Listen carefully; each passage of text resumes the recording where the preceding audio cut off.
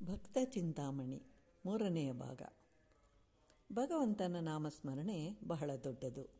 ಕಲಿಯುಗದಲ್ಲಿ ದೇವರ ನಾಮಸ್ಮರಣೆ ಒಂದೇ ಸಾಕು. ಯಜ್ಞಯಾಗಗಳ ಅವಶ್ಯಕತೆ ಇಲ್ಲ. ಆದರೂ ಆ ಭಗವನ್ ನಾಮಸ್ಮರಣೆಯನ್ನು ನಾವು ಏಕೆ ಮಾಡ್ತಿಲ್ಲ ಅಂತಂದರೆ, ಕವಿ ಹೇಳ್ತಾನೆ, ಪ್ರತಿಯೊಬ್ಬರೂ ಒಂದೊಂದು ಕೆಲಸದಲ್ಲಿ ಮಗ್ನರಾಗಿರುವೆವು ಅಂತ. ಲೋಕದಲ್ಲಿ ಯಾರೂ ಸುಖವಾಗಿಲ್ಲ. ಧನಿಕರೂ ಸುಖವಾಗಿಲ್ಲ, ಬಡವರು ಹೇಗಿದ್ದರೂ ಸುಖವಾಗಿಲ್ಲ. ಯಾಕೆ ಅಂತಂದರೆ ಅವನಿಗೆ ಹಣದ ಅವಶ್ಯಕತೆ ಇದೆ.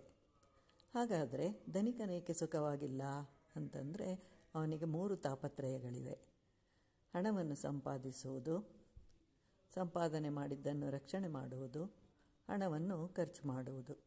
ಹೀಗೆ ಒಬ್ಬೊಬ್ಬರಿಗೆ ಒಂದೊಂದು ಚಿಂತೆ. ಬಡವನ ಚಿಂತೆ ಒಂದು ರೀತಿಯದಾದರೆ ಶ್ರೀಮಂತನದು ಮತ್ತೊಂದು ರೀತಿಯದು.